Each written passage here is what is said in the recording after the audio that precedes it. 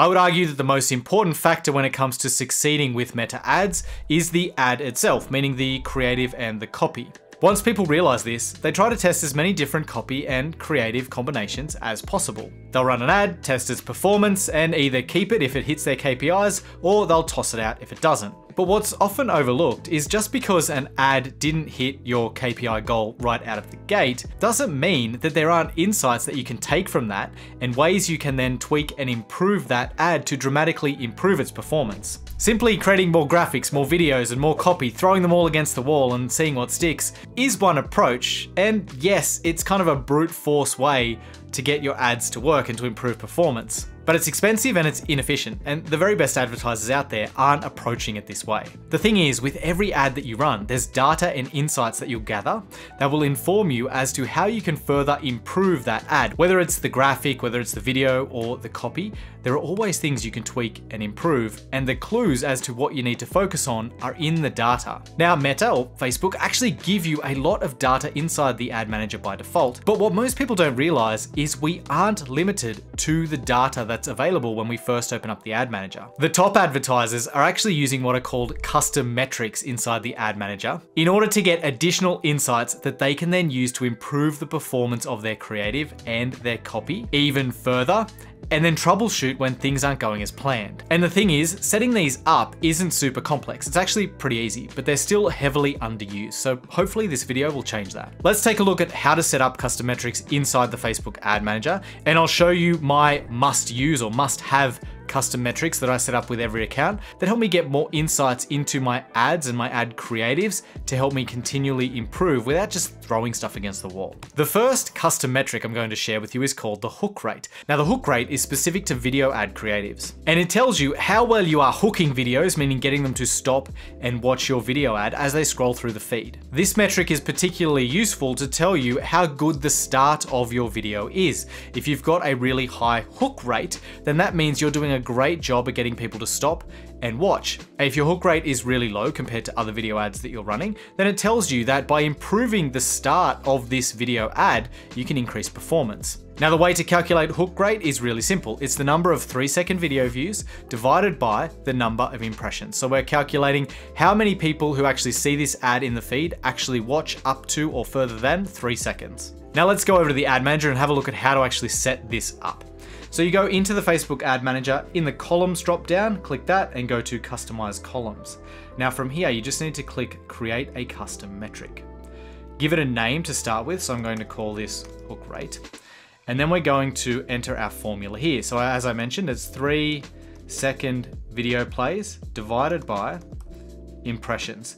And up here in format, we can choose percentage because we want to display this as a percentage inside the ad manager. All you need to do now is click create metric, select that to enable it and click apply, and it's going to add that to the columns here.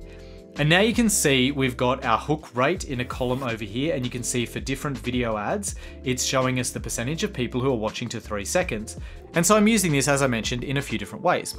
I'm looking at it to see which videos have a good hook or a good introduction in the first 3 seconds. And this is all relative to other videos in my account. Now, I don't like giving benchmarks because they're different for everybody, but you should be comparing relative to the other video ads that you're running. And now there's a second metric that I also like to add to further help me analyze my video ads. And that's one that's often referred to as the hold rate. So the hold rate tells me how many people are then, after they're hooked, after they watch to 3 seconds, continuing to watch to the 15-second mark and beyond. So the hook rate is people watching the first 3 seconds. The hold rate is the people who are continuing to watch from 3 seconds to 15 seconds and beyond. And so the way to calculate the hold rate is the number of 15-second views divided by the number of 3-second views. And I'll quickly show you how to set this one up as well. So again, we just go columns, customize columns, and create a custom metric, and then we would call this hold rate. And then Facebook calls them through plays, not 3-second views, so we'd go through play divided by 3-second video plays, and then we'll percentage, and then select hold rate, click apply, and that's going to show. And so now with our video ads, we can see we've got our hook rate and our hold rate. So I can assess each of those videos and see which one is actually hooking people for 3 seconds. But beyond that, after people watch that 3-second mark, which ones are doing a good job of holding them to 15 seconds and beyond. Now let's talk about how I can use these two metrics in a practical sense to improve my video ads. So if you look down here, you can see I've got one here with a hook rate of 63%, which is far above anything else. So whatever is being said in the first 3 seconds or shown in the first 3 seconds of that video is doing a really good job at getting people to stop and watch. Now the hold rate on that is 27.66%, and that's pretty good compared to the other videos in this account. But if I look up a little bit, you can see I've got an ad here with a 44.67% hook rate and a 31% hold rate, meaning that it's not doing as good a job at hooking the audience, but those that are watching through to 15 seconds more often. So what I can do here is I can look at the hook in this one that's 63%, and then I can see how can I use that or use something similar to that or learn from that hook and apply it to this one with the better hold rate. So now I'm combining my best hook or learning from what I did in that hook and applying it to an ad that's actually getting people to watch for longer. If I do that, make a new ad that incorporates those things, then hopefully I'm going to get an ad that performs much better because I'm going to be hooking more people and getting them to watch for much longer by combining the learnings from these two different video ads. All right, so moving away from video ads now and talking about a different metric, and that is my landing page conversion rate.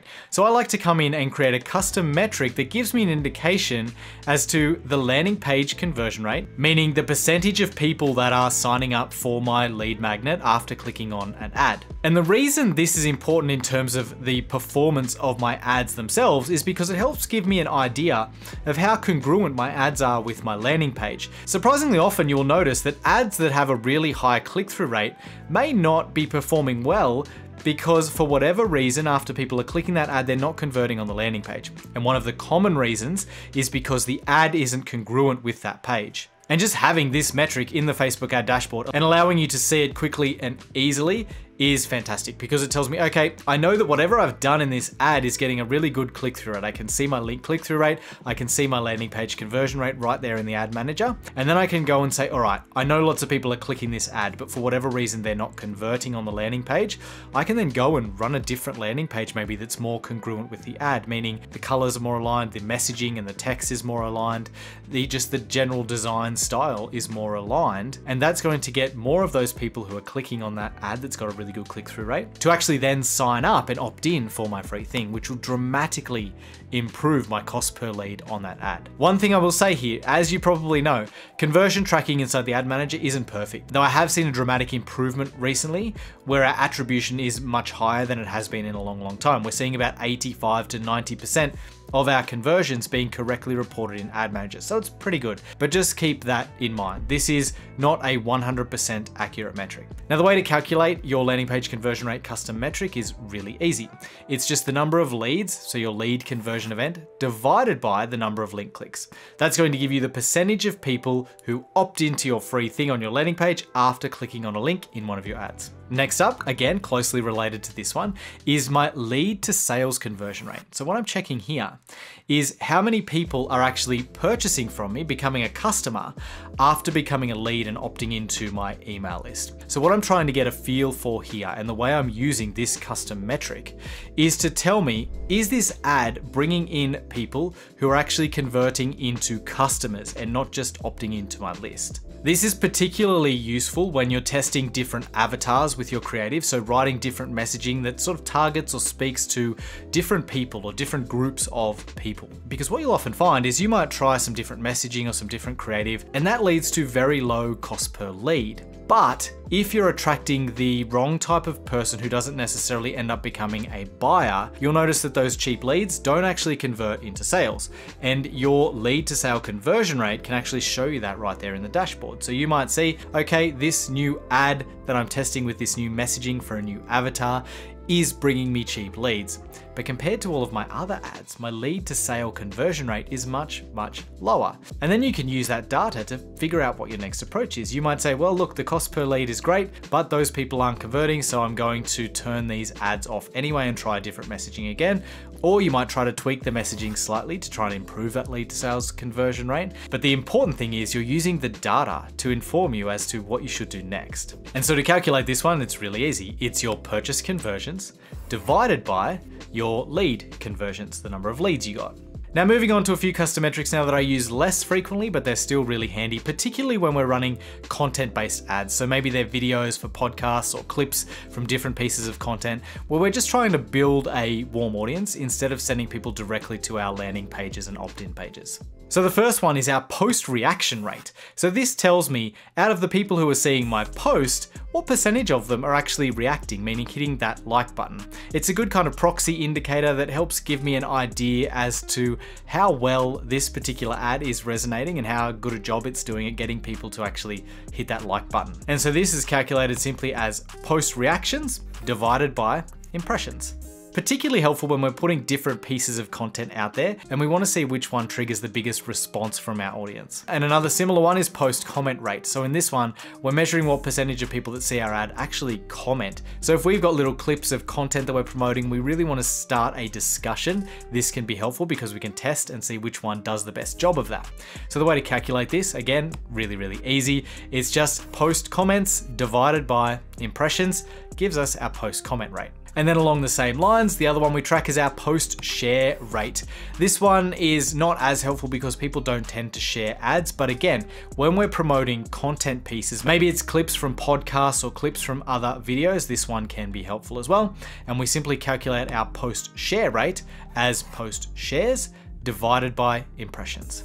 Now you might be thinking this is great, it gives me direction as to how to view that data and how to use that to help me make decisions as to what to work on. But in terms of making better creatives themselves, we haven't really talked about that. If you want to learn more about that, make sure you watch this video next. You'll learn how to actually create ads that work well in the newsfeed, meaning ads that actually convert. So click that, check it out, and I'll see you in the next video. Thanks for watching, bye.